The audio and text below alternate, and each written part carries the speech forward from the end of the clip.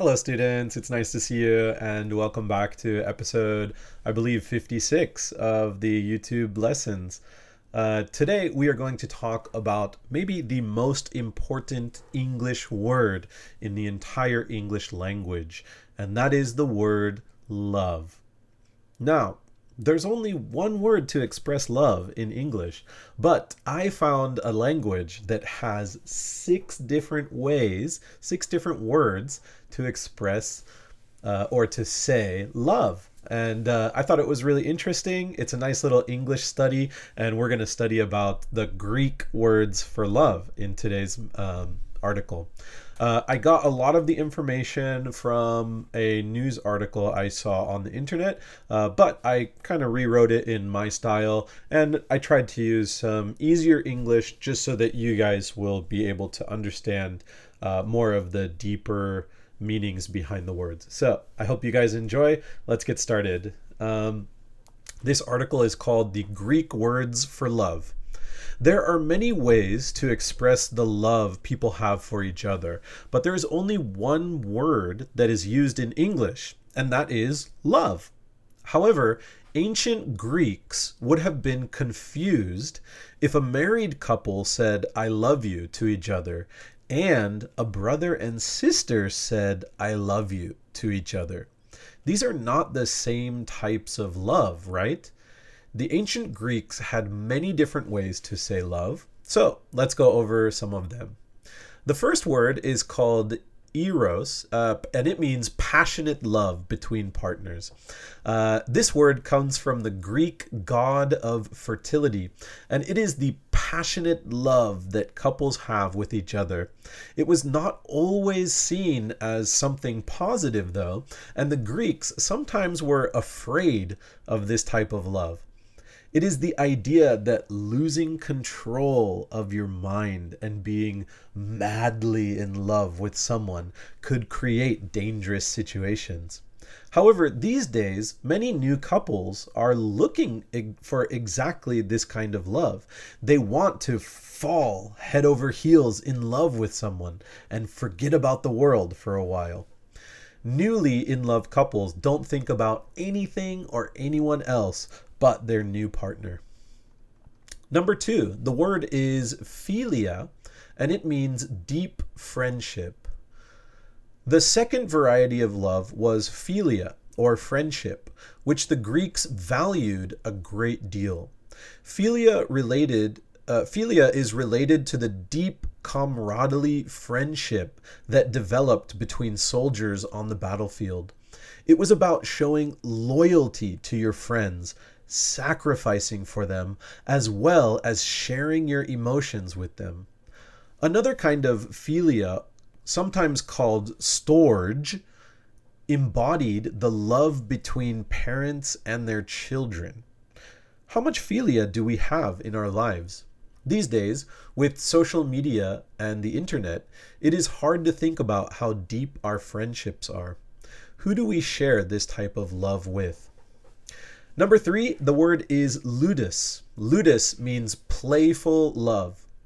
So philia is a very serious and important form of deep friendship, but there was another type of love that was valued by the ancient Greeks, and that was a more lighthearted and playful style of love called ludus. This type of love is related to the playful affection between children or acquaintances at work or school. It's the love when a boy likes a girl and they are flirting, or when kids play little tricks on each other because they are such close friends. When we grow up and go out with our friends, sitting around a bar or a restaurant and laughing together, this is ludus. Dancing with strangers is another example of ludus. It's a very light and soft form of love. Number four is agape. Agape is the love for everyone and everything. The fourth type of love is called agape, which translates to selfless love. This is the type of love that you have for all people, family members, or even someone you have never met before.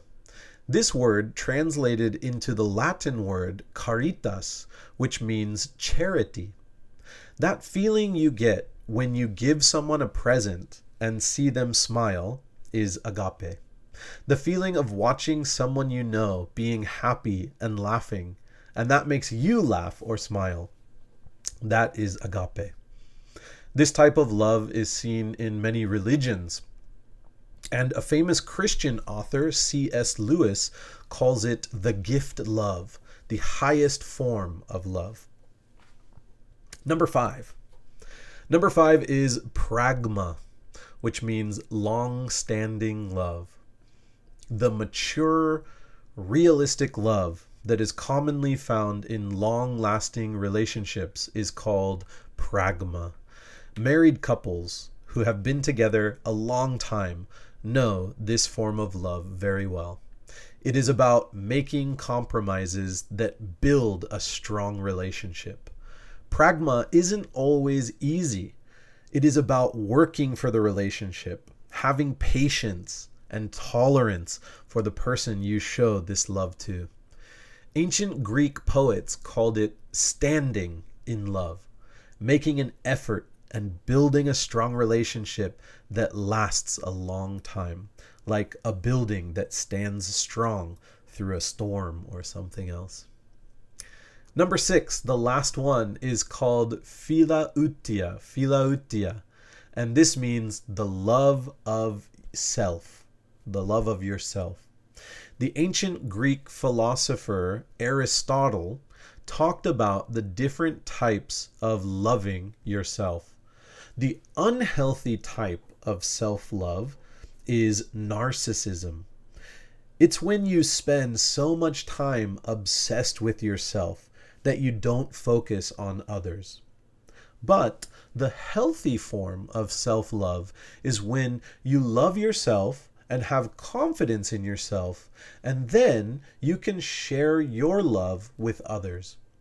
Aristotle says all friendly feelings for others are an extension of a person's feelings for themselves. That's a very, very difficult English sentence, so I'm going to read it one more time. All friendly feelings for others are an extension of a person's feelings for themselves. This means that if you can't love yourself, you can't love other people. If you can love yourself, if you have loving feelings for others, that is part of how you love yourself too.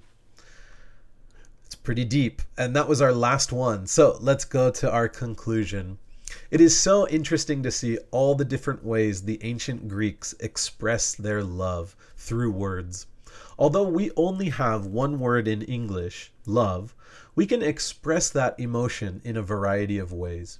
When we say I love you to our husband or wife, of course it means something different than if we say I love you to our mother, father, children, or friends. All these have different meanings, even though we just use the same word. Do you think it would be a good idea if we used these different words, if we used the Greek words in English, so we could be more clear about the love we have for each other? All right, that's all for this article. But I want to go over some vocabulary with you guys and also some discussion questions. So let's look at our first vocab word, comradely. Comradely. So comradely is a interesting word. I think it comes from the word camaraderie with an R, and it means friendly in a way that is like a friend. So being friendly with when you are nice and friendly with your friend, that is having a comrade, a friend, treating someone friendly. Number 2, embodied. Embodied means include or contain something. In the article, if we go up, we say, another kind of philia, sometimes called storge, embodied the love between parents and their children. So the word storge includes the love. Storge, philia, includes the love parents have for their children. Very, very strong love. The third vocab word is lighthearted. Lighthearted means amusing and entertaining.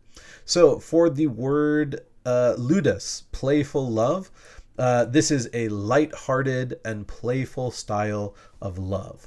So not so strong. Amusing, entertaining. The fourth vocab word is flirting. So this is a verb meaning to flirt. To flirt means to behave as though you are attracted to someone, but it's playful rather than with serious intentions. So when a man meets a woman or a woman meets a man for the first time and they are laughing and enjoying their conversation, you can say they are flirting if they are attracted to each other, if they like each other. And number 5, the last vocab word is longstanding. Longstanding means having existed or continued for a long time. And this is pragma, long-standing love. So the love between a married couple after 25 years, and they love each other, but it's a different kind of love. It's that long-standing love. All right, so thank you so much for practicing those vocab words. Let's move on to our discussion questions, and then we'll be finished for today. The first discussion question is, number 1, have you ever heard of any of these words before? For me, I heard the word agape before because I came from a Christian school. And as I said before, religions use this word in their teachings. So at school, I heard the word agape, which is like the love of everyone before. But how about you? Have you ever heard of any of these words? Have you heard of agape before? And please let me know what situation. Number 2, which type of love do you think is the most important and why? So tell me which love you think, which Greek word for love do you think is the most important or powerful or something like that. Number 3, tell us a time when you experienced philia, deep friendship. Tell us a time when you experienced philia, deep friendship. Okay, number 4, how many ways are there to express love in your native language? How many ways are there to express love in your native language? And number 5, do you think saying I love you is as important as showing someone else love in another way? Do you think the phrase I love you is as important as showing or expressing love in another way? Why or why not? Okay, guys, thank you for watching this video. And you know what? I love all of you too. You guys are great students. I enjoy teaching you. I enjoy reading your answers, and I look forward to talking with you next time. So, guys, please have a nice day, and please look forward to the next YouTube video. See you.